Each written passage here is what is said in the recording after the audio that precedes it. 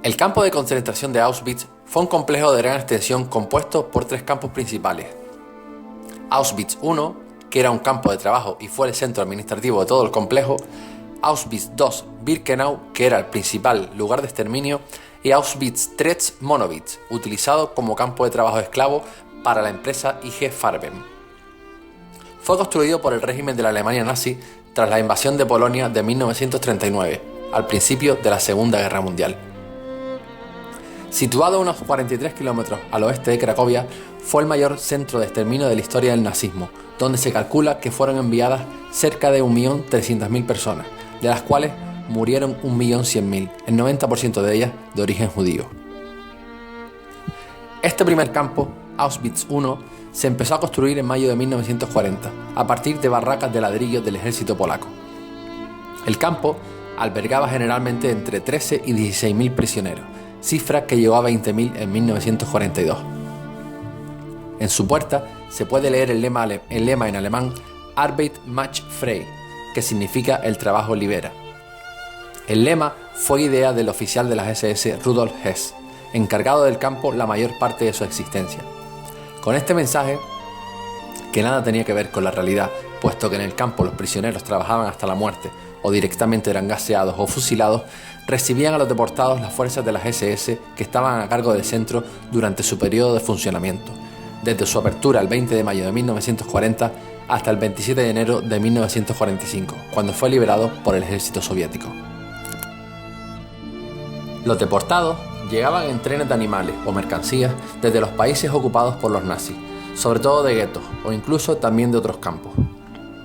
La mayoría eran judíos, pero también había polacos, prisioneros de guerra soviéticos, gitanos o asociales, tales como homosexuales, disminuidos físicos y psíquicos, etc.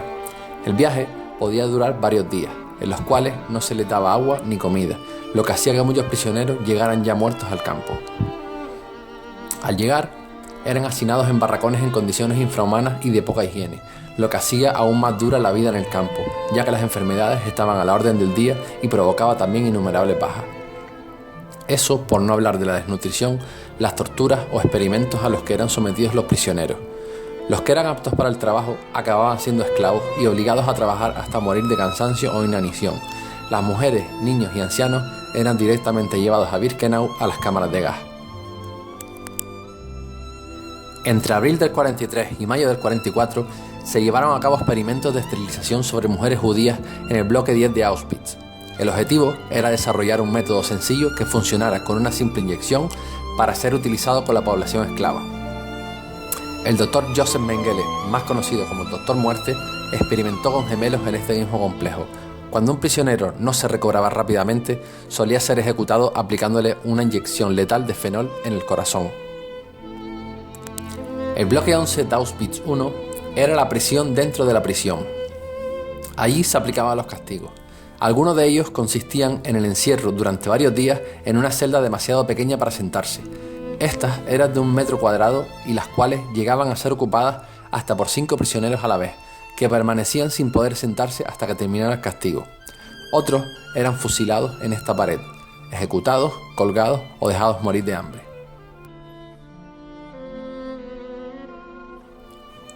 En septiembre de 1941, las SS realizaron en el bloque 11 las pruebas del gas Zyklon B, en las que murieron 850 prisioneros polacos y rusos.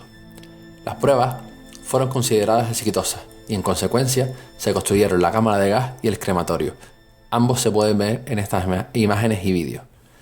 Esta cámara de gas fue utilizada entre 1941 y 1942 y es la única de los 3 campos que se conserva aún en pie.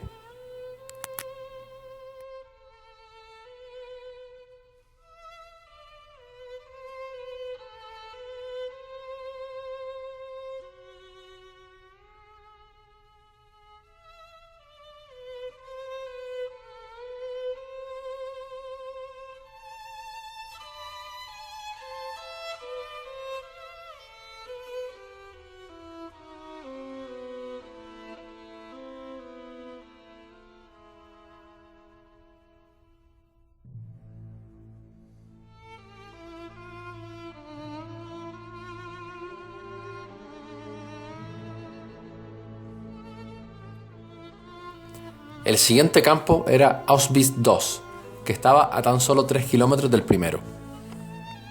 Conocido por los polacos como Brzezinka y por los alemanes como Birkenau, este campo era de exterminio. Allí se encerró a cientos de miles de judíos y también se ejecutó a más de 1 millón de deportados y decenas de miles de gitanos. La construcción se inició en 1941 como parte de la solución final. El campo tenía una extensión de 2 kilómetros por 2 kilómetros y estaba dividido en varias secciones, cada una de ellas separadas en campos. Los campos, al igual que el complejo entero, estaban cercados y rodeados de alambre de púas y cercas electrificadas. De hecho, algunos prisioneros utilizaron las cercas electrificadas para suicidarse. El campo llegó a albergar en un momento dado hasta 100.000 prisioneros. El objetivo principal del campo no era el mantener prisioneros de trabajo, como era el caso de Auschwitz I y III, sino su total exterminio. Por eso era el campo de la muerte. Para cumplir con este objetivo, se equipó el campo con 4 crematorios con cámaras de gas. Cada cámara de gas podía recibir hasta 2.500 prisioneros por turno. El exterminio a gran escala comenzó en la primavera de 1942 como resultado de la aceleración de la solución final tratada en la conferencia de Wannsee.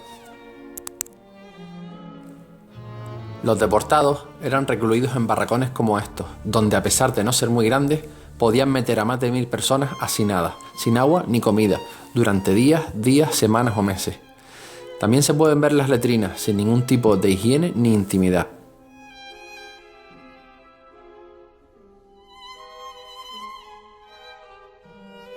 La mayoría de los prisioneros llegaba al campo en tren. A partir de 1944 se extendió la vía del tren para que entrara directamente al campo. Algunas veces, al llegar al tren, los prisioneros eran pasados directamente a las cámaras de gas. En otras ocasiones, los nazis seleccionaban prisioneros, frecuentemente bajo la supervisión del doctor Josef Mengele, para ser enviados a campos de trabajo o para realizar experimentación médica. En general, los niños, los ancianos y los enfermos eran enviados directamente a las cámaras de gas, las cuales eran coordinadas por el oficial de las SS, Otto Moll. Las selecciones no duraban más de 10 minutos. Se separaba a los hombres de mujeres y niños en varias filas y se iba pasando un examen visual por parte de los médicos de las SS. Si valías para trabajar, te mandaban por el camino de la izquierda. Si estabas enfermo, eras mujer, niño o anciano, cogías el camino hacia adelante, directo a la cámara de gas. Todo funcionaba muy rápido. El recién llegado descendía del tren por la mañana, por la tarde su cadáver ya había sido quemado y sus ropas empaquetadas, almacenadas y mandadas a Alemania.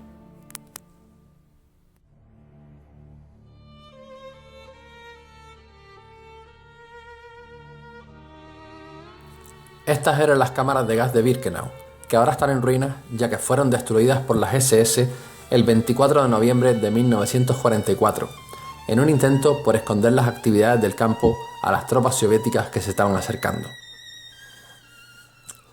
Aquellos que resultaban seleccionados para el exterminio eran trasladados a uno de los grandes complejos de cámaras de gas hacia los extremos del campo. 2 de los crematorios tenían instalaciones subterráneas, una sala para desvestirse y una cámara de gas con capacidad para 3.000 personas. Para evitar el pánico, en la entrada a las cámaras había una banda de prisioneros tocando música y se les informaba a las víctimas que recibirían allí una ducha y un tratamiento desinfectante.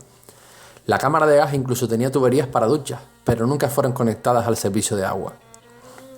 Se les ordenaba a las víctimas que se desnudaran y dejaran sus pertenencias en el vestidor, donde supuestamente las podrían recuperar al final del tratamiento, de manera que deberían recordar el número de la ubicación de sus pertenencias. Una vez sellada la entrada, se descargaba el gas Ciclón B por las aperturas en el techo. Una vez arrojado, se esperaba unos 25 minutos y se observaba en una mirilla la ausencia de actividad. Se procedía a evacuar y ventilar el recinto y se retiraban los cuerpos a un sector para una revisión final. En esta revisión se les extraía los dientes postizos de oro, anillos, pendientes u otros objetos y se revisaban el ano y la vagina en busca de joyas. Una vez revisados, los cuerpos eran llevados a una sala de hornos o crematorios anexa por prisioneros seleccionados, llamados Sonderkommando, donde eran quemados. Una chimenea alta expulsaba los gases hacia la atmósfera. Hubo un tiempo incluso en que la actividad era tan frenética que no daban abasto y quemaban a los prisioneros en hogueras al aire libre.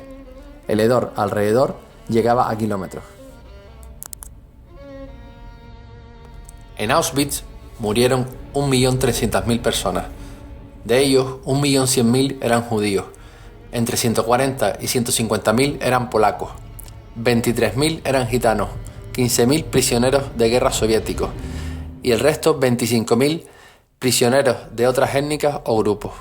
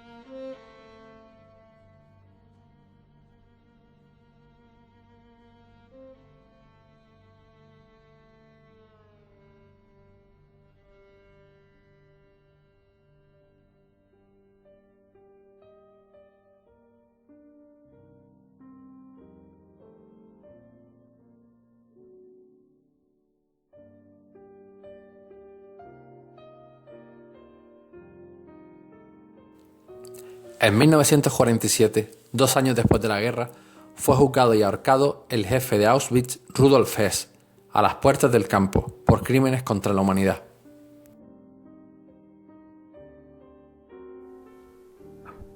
Bueno, y aquí acaba una visita a Auschwitz-II-Birkenau, para mi gusto bastante corta, para lo grande que es el campo.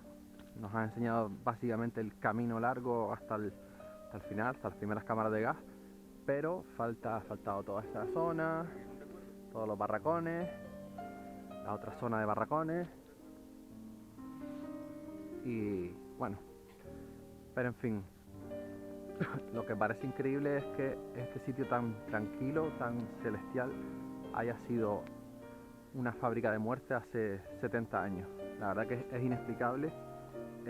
Por mucho que uno lo intente entender o intente buscar algún motivo, la barbarie nazi que ocurrió aquí hace décadas. Está bien que se recuerde con estos campos lo que pasó, porque no se debería de olvidar la memoria, porque olvidar la memoria sería volver a caer en un error futuro.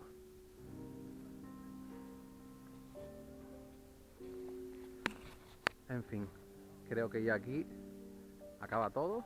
Detrás tenemos todo lo que hemos visitado antes. Y nada, corta para mi gusto, con pocas explicaciones, pero ¿qué le vamos a hacer?